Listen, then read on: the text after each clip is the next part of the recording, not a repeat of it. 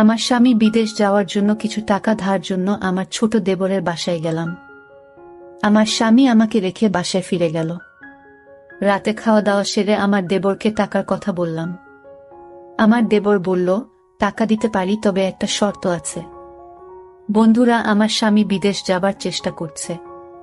ইদানিং মিস্ত্রি কাজ করে সংসারের ভরণ পোষণ চলে না। প্রতি মাসে কিছু পরিমাণ টাকা খরচ হয়ে যায়।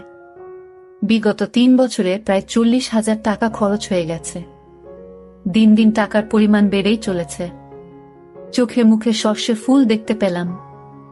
গ্রামের একজন প্রবাসী ভিসা দেওয়ার অফার দেয়। আমার স্বামী বিদেশ যাওয়ার ইচ্ছে জাগল। ভিসা বাবদ 3,20,000 টাকা মতো লাগবে, কিন্তু হাতে টাকাগুলি বলতে মোটেও নেই। উপায়ন্ত না দেখে আমার ভাসুর অমিতের মাধ্যমে ব্যাংক হতে বিভিন্ন মানুষের নামে 50,000 টাকা ম্যানেজ করা হলো। বাকি টাকার কোনো ব্যবস্থা কিভাবে করি, পথ পাচ্ছিলাম না। একদিন আমরা বসে আলোচনা করলাম যে শহরে আমার স্বামীর 2 জন মামাত ভাই থাকে, তাদের বাসায় গেলে কোনো সাহায্য পাওয়া যায় কিনা দেখা যেতে পারে। যেই ভাবা সেই কাজ। আমরা দিনক্ষণ ঠিক করে প্রথমে আমার দেবরের বাসায় গিয়ে উঠলাম। দেবর অবিবাহিত, সরকারি ভালো চাকরি করে ভালো মাইনে পায়। তাছাড়া ভালো আউট ইনকাম তার, সেজন্য কোনো অভাব নেই বললে চলে। সামনে বিয়ে করার প্ল্যান আছে বিধায় বিরাট আকারের একটি বাসা নিয়ে থাকে। আমরা বিকেলে দেবের বাসায় গিয়ে পৌঁছালাম। আমাদেরকে দেখে সে আশ্চর্য হয়ে গেল। সে বলল, আপনারা কোথায় হতে এলেন, কিভাবে এলেন, কি উদ্দেশ্যে এলেন? একসাথে অনেক প্রশ্ন করে আমাদেরকে বাসায় অভ্যর্থনা জানান। আমরা বাসায় ঢুকলাম, হাত মুখ ধুয়ে ফ্রেশ হলাম। দেবর বাড়ির সবার কথা জানতে চাইল, তাদের ও আমাদের বাড়ির সবার কথা তাকে জানালাম। আমরা যাওয়ার কিছুক্ষণের মধ্যে কাজের বুয়ার সাথে আমাদের সকলের জন্য রাতের খাবার তৈরির তাকে আদেশ দিয়ে দিল। আমাদের উদ্দেশ্যের কথা এখনই বললাম না, রাতে খাওয়া দাওয়া সেরে বলবো, প্ল্যান আছে।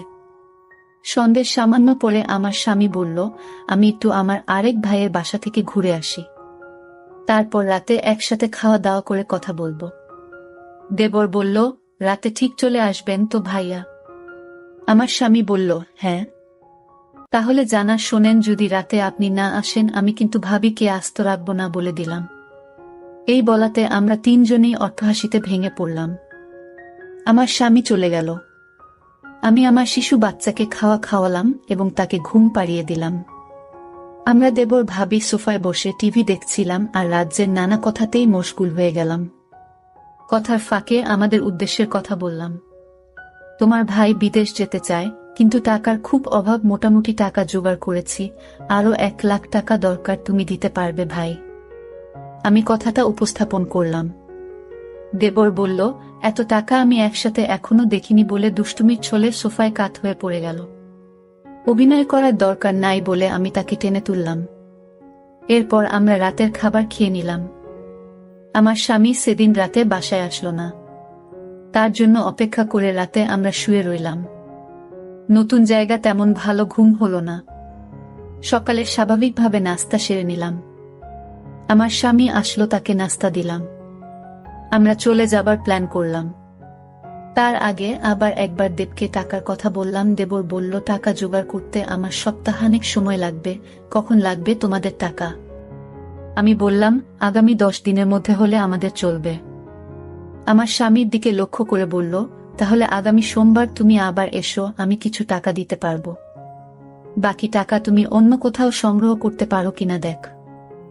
আমার স্বামী কি যেন চিন্তা করলই, তারপর বলল, তাহলে আমি তোর ভাবিকে রেখে যাই। তুই যত তাড়াতাড়ি পারিস টাকা জোগাড় হলে তোর ভাবিকে পাঠিয়ে দিস, কেমন? আমি আপত্তি করলাম। আমার স্বামী আড়ালে নিয়ে আমাকে বলল, যদি আমরা কেউ সামনে না থাকি তাহলে সে যদি টাকার কথা ভুলে যাবে। আর তুমি এখানে থাকলে এমন কিছু ঘটবে না। তুমি এখানে থাকো, টাকা যে কোনো উপায় আমাদের পেতে হবে। আমি বাড়ি গিয়ে বাকি টাকা জোগাড় করতে হবে। আর তুমি বুঝিয়ে সুঝিয়ে বেশি টাকা নিতে পারবে কি না দেখবে। আমি রয়ে গেলাম। আমার স্বামী চলে গেল। আমার স্বামীকে গাড়িতে তুলে দিয়ে 1 ঘন্টার মধ্যে দেবর ফিরে আসলেও দিনে কোনো প্রকার দুষ্টুমি করেনি। রাত হলো, সে রাতের কথা। কিছুক্ষণ পর বলছি, রাত প্রায় 9টা বাজলো। আমরা রাতের খাওয়া দাওয়া সেরে নিলাম। এবার ঘুমানোর পালা। আমি আমার শিশু সন্তানকে পাত্রে দুধ খাওয়ায় ঘুম পাড়িয়ে নিলাম। আমি বিছানায় গিয়ে শুনলাম দেবর টিভি অন করে সোফায় আরাম করে বসল। বসে আমায় ডাকল, ভাবি সোফায় আসো। আমি কোনো জবাব না দিয়ে বিছানায় শুয়ে রইলাম। একবার আমাকে ডেকে সাড়া না পাওয়ায় সোফা হতে উঠে আসলো এবং আমাকে ভাবি বলে ডাকতে লাগল।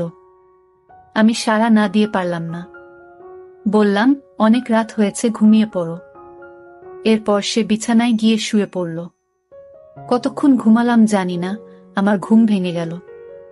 আমার ঘুম ভাঙলে আমি তাকে বুঝতে দিলাম না। বুঝতে পারলাম ঘুমের মধ্যে কি ঘটনা ঘটে গেছে। ভাবলাম আর থাকবো না, চলে যাব। তাই সকালে নাস্তা খেয়ে রেডি হলাম। তখনই মনে হলো এভাবে চলে গেলে স্বামীর টাকা জোগাড় হবে কিভাবে। নানান কথা ভাবতে ভাবতে সকাল 9টায় আমাকে একটা মোবাইল ফোন দিয়ে দেবর বলল অফিস হতে আমি যোগাযোগ করতে পারি। তাই এটা দিলাম। এই বলে সে অফিসে চলে গেল। আমি একা তার পথ চেয়ে বসে রইলাম। অফিসে চলে যাওয়ার পর আমি সম্পূর্ণ একা বসে বসে টিভি দেখছিলাম। দরজায় কড়া নাড়ল। দরজার পাশে গিয়ে জিজ্ঞেস করলাম কে। বাহির হতে জবাব এলো, আমি কাজের বুয়া খুলে দিলাম। ভুয়া পাক শাক সব শেষ করে আমার কাজ হয়ে গেছে বিদায় নিয়ে চলে গেল। আমি আবার টিভি দেখায় মগ্ন হলাম। বেলা প্রায় 1টা বাজল। আমি স্নান করার জন্য প্রস্তুতি নিলাম। এমন সময় মোবাইল বেজে উঠল। দৌড়ে গিয়ে রিসিভ করলাম। ওপার হতে আমার দেবর বলতে লাগলো, ভাবি আমি একজন লোকের হাতে 10,000 টাকা পাঠাচ্ছি। লোকটা আমার খুব আপন, একটু ভালো করে মেহমানদারি করবেন। চা নাস্তা যা চায় তা দেবেন, কোনো কার্পণ্য করবেন না, বুঝলেন? টাকাগুলো আপনার জন্য। আমি ঠিক আছে বলে ফোন রেখে দিলাম। আমি আবার টিভি দেখার জন্য সোফায় বসলাম। টিভিতে একটা ইংলিশ সিনেমা চলছে। এমন সময় দরজায় কড়া নাড়ার শব্দ হলো। দরজা খুলে দিলাম। এ কি দেখছি! সম্পূর্ণ এক নিগ্রো মানুষ, প্রায় 6 ফুট লম্বা। হাতের আঙুলগুলো যেন আমাদের বাঙালিদের হাতের বাহুর মতো, যেমন লম্বা তেমনি মোটা। লোকটি বাংলায় বলল, আসতে পারি ভাবি? আমি হেসে বললাম, হ্যাঁ আসুন। লোকটি সরাসরি সোফায় গিয়ে বসল। তাড়াতাড়ি চা নাস্তা তৈরি করে তাকে পরিবেশন করলাম। সে 10,000 টাকা আমার হাতে গুজে দিল। আমার খাতিরদারি তার নাকি বেশ ভালো লেগেছে।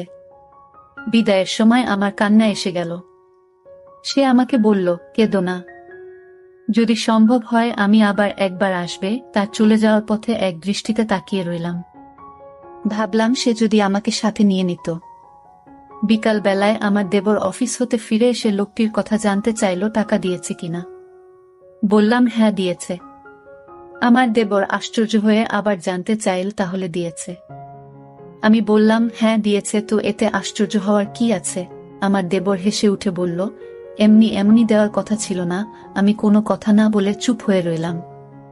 আমার নীরবতা এসে যা বোঝার বুঝে গেল।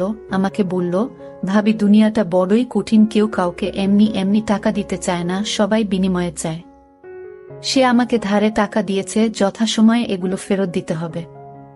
আমি তোমাদের টাকা প্রয়োজনের কথা এবং তোমার উপস্থিতির কথা সব জানিয়েছিলাম। তুমি যদি দাদাকে যদি কিছু না বলো তাহলে 1 থেকে 2 লাখ টাকা জোগাড় করে দেওয়া যাবে। শুধু দাদাকে বলবে সব টাকা আমি দিয়েছি। এতে টাকাও জোগাড় হয়ে যাচ্ছে। তখন ভাই বিদেশ যাওয়া নিশ্চিত হচ্ছে। আমি তার কথা নির্দেশ সব শুনছিলাম। উপদেশ শেষ করে আবার সম্মতি জানতে চাইলে আমি কোনো উত্তর না দিয়ে নীরব রইলাম। আমার চোখে ভেসে উঠতে লাগলো। আজকের লোকটির কথা কি নাম কে জানে, জিজ্ঞেস করা সম্ভব হয়নি। খ্রিস্টান না মুসলমান তাও জানা যায়নি। তবে হিন্দু নয় যে সে ব্যাপারে নিশ্চিত। আমার দেবর আমার সম্মতি আবার স্পষ্ট করে জানতে চাইল। বললাম, আমি কি বলবো, তুমি যা ভালো মনে করে তাই করতে পারে। আমার সম্মতির লক্ষণ দেখে বলল, রাতে একজন মেহমানকে দাওয়াত করেছি। কিছুক্ষণ পর কাজের বুয়া আসলো। সে বিকেলে চা নাস্তা তৈরি করার পাশাপাশি রাতের রান্নাবান্না শেষ করে চলে গেল। কে আসছে, কেমন হবে, লোকটি মনের ভেতর একটা চঞ্চলতা কাজ করতে লাগলো। রাত 9টা বাজলেই আমি দেবরকে বললাম, খেয়ে নেবে না, মেহমানের জন্য অপেক্ষা করবে? বলল, না, মেহমান কে আসবে, চলো আমরা খেয়ে নিই। আমরা খেয়ে নিলাম। আমরা বসে বসে টিভি দেখছি। প্রায় রাত 10টা। দরজায় খটখট আওয়াজ শুনলাম। বুঝলাম মেহমান এসে গেছে। আমার দেবর দরজা খুলে দিল। মেহমান ঘরে ঢুকে জানতে চাইল তোমার ভাবি কই। দেবর বলল ভিতরে আছে। দুজনে একসাথে আমি যে ঘরে আছি সে ঘরে চলে গেল। দেবর তার সাথে আমাকে পরিচয় করিয়ে দিল। লোকটি দেবকে উদ্দেশ্য করে বলল, তোমার ভাবিকে তো দেখতে দারুণ লাগছে। আমি 1 মিনিট টিভির দিকে তাকিয়ে আছি। সকালে ঘুম হতে উঠে ফ্রেশ হলাম।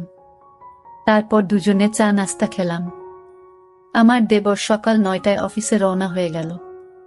আজ কোনো মেহমান আসবে কিনা বলে গেল না। আমার কাছে গতকালে রেখে যাও তার মোবাইলটা কিন্তু আছে।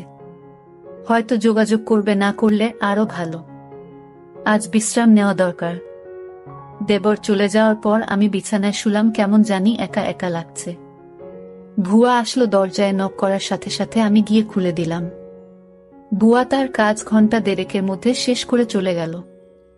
আমি আবার একা হয়ে গেলাম। ঘরের দরজার খিল মেরে দিয়ে বিছানায় শুয়ে পড়লাম। আজকের দিনের সব ঘটনা ভাবতে ভাবতে হঠাৎ মনে হলো দরজা খুলে কেউ যেন প্রবেশ করছে। ভাবলাম আমার দেবর হয়তো আজ তাড়াতাড়ি ফিরে এসেছে। বিছানা থেকে উঠলাম না। দেবের সাথে দুষ্টুমি করার জন্য ঘুমের ভান ধরে শুয়ে রইলাম। দেবর ঘরে ঢুকে দরজা বন্ধ করে দিল। আস্তে 1 পা 2 পা করে আমার ঘরে প্রবেশ করল। আমি আজ প্রতিজ্ঞা করলাম, আমি চোখ খুলব না। দেবরটা আমার ঘরে ঢুকে কোনো কথা বলল না। অনেকক্ষণ দাঁড়িয়ে থেকে যাতে করে আমি জেগে না উঠি। আমার কাছাকাছি বসো। চোখ খুলে আমি হতভম্ব হয়ে গেলাম। এ সম্পূর্ণ এক অপরিচিত এক লোক। আগে কখনো তাকে দেখিনি। আমি জিজ্ঞেস করলাম, আপনি কে? বলল, আমাকে কেউ পাঠায় নাই। আমি পাশের বাসা থাকি এবং এই ঘরগুলোর মালিক। বাসা হতে বের হওয়ার সময় দেখলাম তোমার দরজাটা লাগাওনি। আমি ঢুকলাম। ভাবলাম একটু গল্প করে যাই। সে বলল, আমি তোমাদের সমস্যার কথা শুনেছিলাম। কি সমস্যা বলো তো? জবাবে বললাম, আমার স্বামী বিদেশ যাওয়ার জন্য টাকা ধার চাইতে এসেছিলাম। টাকা জোগাড় হয়েছে। তোমার কি সে আপন দেবর? না, আমার স্বামীর গ্রাম্য বাল্যবন্ধু এবং দূর সম্পর্কের চাচাতো ভাই। লোকটি হেসে উঠল। তাই? চিন্তা করো না, আমি তোমাকে সাহায্য করব। আমি এখানে একা থাকি, কেউ নেই। যতদিন থাকো আমি তোমাকে সেলফ করব। আমি এখনই টাকা দিচ্ছি। এই বলে বাসায় গিয়ে টাকা নিয়ে ফিরে আসলো। টাকা দিয়ে বলল, কাউকে বলবে না। মেঘ না চাইতে জল পেলাম। লোকটা বলল, দুপুর বেলায় আমাদের বাসায় এসো, তোমার সাথে গুরুত্বপূর্ণ কথা আছে। দুপুর হতে আরো 3 ঘন্টা বাকি আছে। অপেক্ষা করতে করতে যখন 2টা বাজলো, আমি আস্তে আস্তে 1 পা 2 পা করে বাড়ির মালিকের ঘরের দরজায় গেলাম। দরজায় চোখ রাখলাম, কিছু দেখলাম না। দরজায় আস্তে করে টোকা দিলাম, কারো জবাব পেলাম না। দরজায় হাত দিতেই দরজা খুলে গেল। ভিতরে ঢুকে দেখলাম সে তার রুমে শুয়ে আছে। আমি তার পাশে গিয়ে দাঁড়ালাম। আমায় দেখে খুশিতে হেসে বলল, তুমি এসেছ। লোকটা বলল, তুমি দেখতে আমার বড় মেয়ের মতো। সে দেশের বাইরে থাকে। কয়েক বছর হলো সে বাসায় আসে না। নিজেকে একা একা লাগে। লোকটা বলল, তোমার এখানে আর থাকার দরকার নাই। তোমার যত টাকা লাগে সব আমি দিচ্ছি। দুনিয়াতে এখনো অনেক ভালো মানুষ আছে যারা কোনো বিনিময় চায় না। অনেক দিনের জমানো কথাগুলো তার সাথে শেয়ার করে প্রায় ঘন্টা 2 পর আমি আমার দেবর ঘরে ফিরে এলাম। এভাবে আমার টাকা জোগাড় হয়ে গেলে দেবরকে বললাম, আমি চলে যেতে চাই। দেবর না বলল না। তারপরের দিন সকালে আমায় বাসে তুলে দিলে আমি বাড়ি চলে এলাম। কয়েকদিন পর আমার স্বামী বিদেশ চলে গেল। বন্ধুরা, আজকে বিদায় নিচ্ছি। গল্প ভালো লাগলে একটা লাইক দিয়ে বন্ধুদের সাথে শেয়ার করে দাও। আর এই চ্যানেলটি নতুন দর্শক হয়ে থাকলে চ্যানেলটি সাবস্ক্রাইব করে নিতে ভুলবে না নতুন নতুন গল্প পেতে। দেখা হবে আগামীকালের নতুন ভিডিওতে।